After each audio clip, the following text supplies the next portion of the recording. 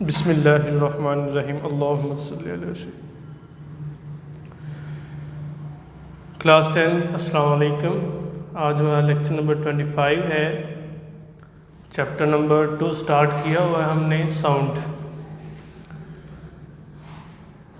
आज का हमारा जो आर्टिकल है वो है medium required for the propagation of sound या sound required material medium for its propagation.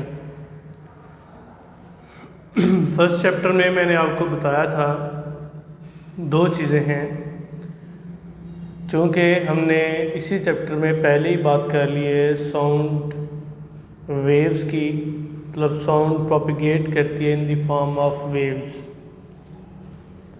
तो वेव्स दो तरह की होती हैं, मैंने आपको पहले ही बताया था। एक तो होती है मैकेनिकल वेव्स और दूसरी होती हैं इलेक्ट्रोमैग्नेटिक वेव्स।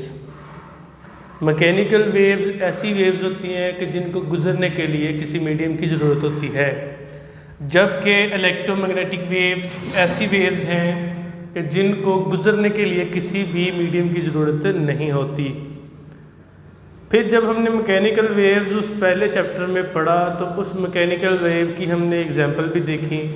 वो एग्जांपल थी हमारे पास साउंड वेव्स, वाटर वेव्स और डिफरेंट वेव्स और डिफरेंट एग्जांपल्स थी। और इलेक्ट्रोमैग्नेटिक वेव्स की एग्जांपल में लाइट वेव थी, एक्स रेज थी। इसका मतलब है कि अगर हम लाइट वेव्स की बात करें तो लाइट वेव तो टाइप इलेक्ट्रोमैग्नेटिक वेव्स की, वो उनकी नेचर तो इलेक्ट्रोमैग्नेटिक नेचर है।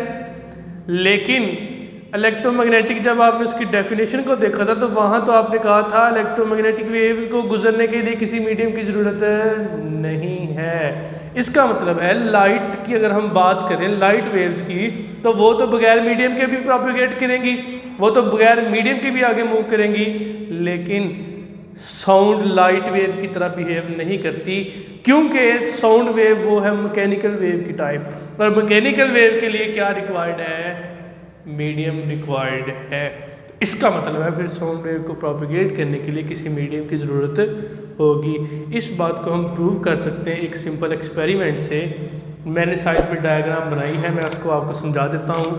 फ़र्ज़ कर लें आपके पास एक इलेक्ट्रिक बेल है और इलेक्ट्रिक बेल को, ये इलेक्ट्रिक बेल है और उस इलेक्ट्रिक बेल को आपने सस्पेंड किया हुआ, लटकाया हुआ एक बेल जार के अंदर वायर्स की मदद से, और वायर्स के थ्रू आपने क्या किया, उसको इलेक्ट्रिसिटी प्रोवाइड की है ताकि आप उसको ऑन कर सकें, पावर सप्लाई के साथ लगा के उसको ऑन कर सकें, चला सकें। अब ये जो इलेक्ट्रिक बेल मैंने इस बेल जार के अंदर सस्पेंड की हुई है with the help of wire, होगा क्या? बात को तवज्जो से सुन लें कि जब आप इस बेल को ऑन करेंगे पावर सप्लाई की मदद से तो इलेक्ट्रिक बेल जो है वो चलना शुरू हो जाएगी, वो रिंग करना शुरू हो जाएगी, उसकी आवाज़ आना शुरू हो जाएगी। अब होगा क्या? तवज्जो से बात सुन लें कि जो ही आपने स्विच ऑन किया, इस बेल ने रिंग करना शुरू कर दिया, बजना शुरू कर दिया और आपको साउंड जो है वो क्लियरली सुनाई दे रही है। अब ऐसा करें, मैं आपको समझा रहा हूँ कि इसके अंदर हवा थी, हवा भी मीडियम है, डेफिनेटली मीडियम है वो एक। तो हवा की मदद से आपको, इसका मतलब है कि वो जो प्रोपगेशन ऑफ साउंड है वो किसकी मदद से हो रही है? एयर की मदद से हो रही है और आपको सुनाई दे रही है। अब ऐसा करें कि इस बेल जार के अंदर से बाय यूजिंग वैक्यूम पम्प आप हवा को निकालना शुरू कर दें। आप एयर को इस पंप से क्या करना शुरू हो गए हैं? रिमूव करना शुरू हो गए हैं। पहले एयर मीडियम था जिसकी वजह से साउंड जो है वो क्या कर रही थी? प्रोपेगेट कर रही थी और आपको सुनाई दे रही थी। अब इस बेल जार से आपने क्या किया है?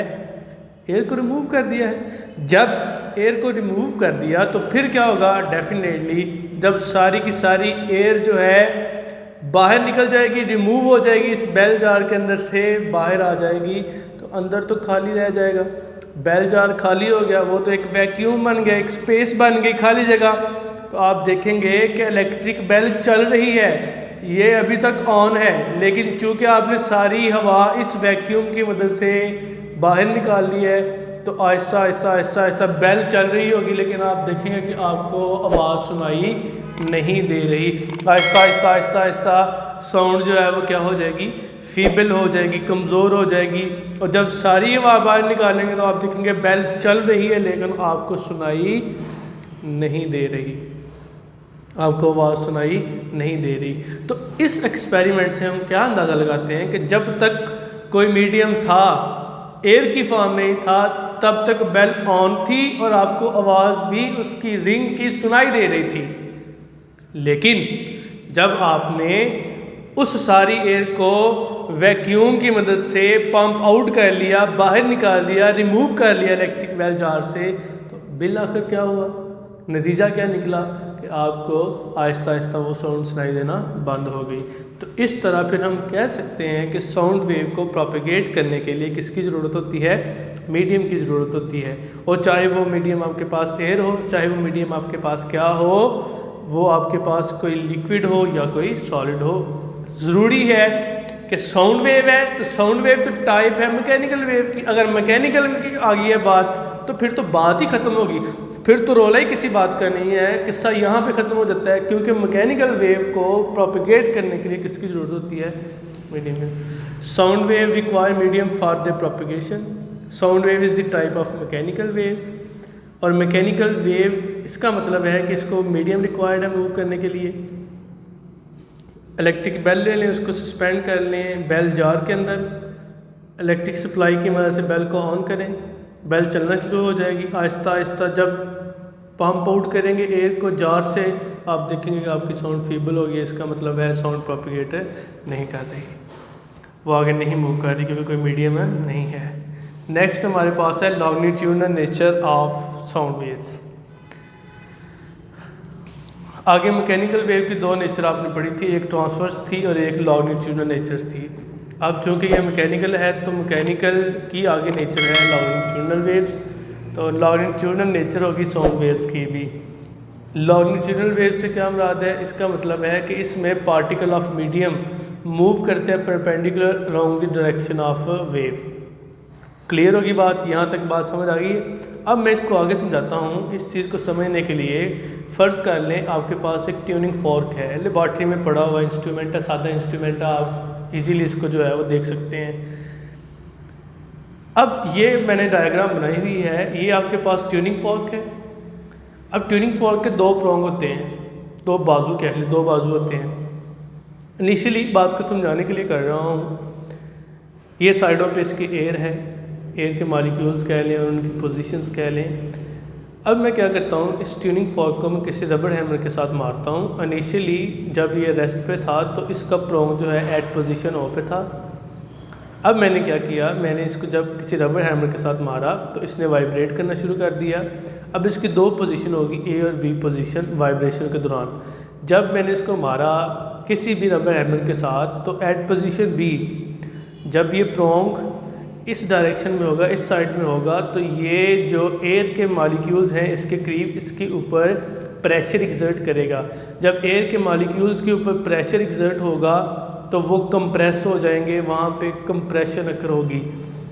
कंप्रेशन किसी चीज़ का दब जाना, किसी चीज़ का क्लोज हो जाना, एक दूसरे के करीब करीब हो जाना। वेव के अंदर वो पार्ट जहाँ पे पार्टिकल ऑफ मीडियम आपस में क्लोज होते हैं उसे आप नाम देते हैं कंप्रेशन का।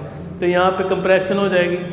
अब चूँकि वो वाइब्रेट कर रहा है, कॉन्टीन्यूसली वाइब्रेट कर रहा है, ये एक लम्हे की बात है, ये ज़्यादा देर की बात नहीं है। ऐसा नहीं है कि आपने मारा और वो उधर जाकर रुक गया, नहीं, ये मूवमेंट्स की बात होती है। कि जब वो बी पॉइंट पे गया तो एयर के जो मॉलिक्यूल्स हैं वो आपस में क्या हो गए, कंप्रेस हो गए, क्लोज हो गए एक दूसरे के, उनके ऊपर प्रेशर एक्सर्ट किया प्रोंग बी ने।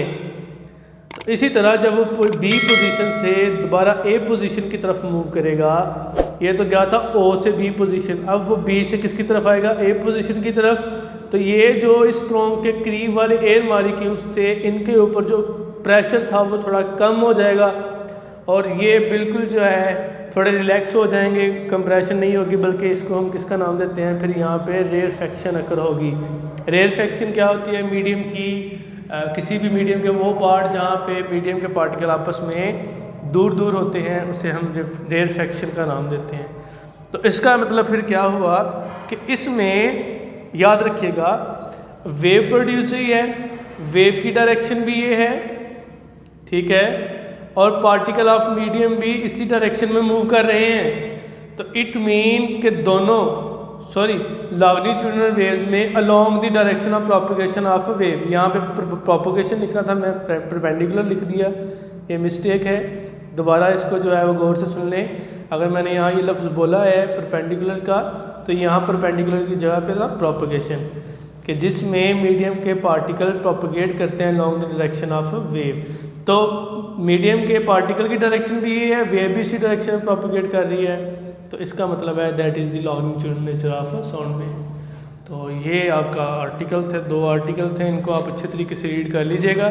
जो बातें मैंने की हैं वो सारी की सारी बातें लिखी हुई हैं, यहाँ तक आपने इसको देखना है, यहाँ तक। तो बाकी इंशाल्लाह जो है हम इसको नेक्स्ट करेंगे। ठीक है जी। अस्सलामु अलैकुम वरहमतुल्लाहि वबरकातुहू।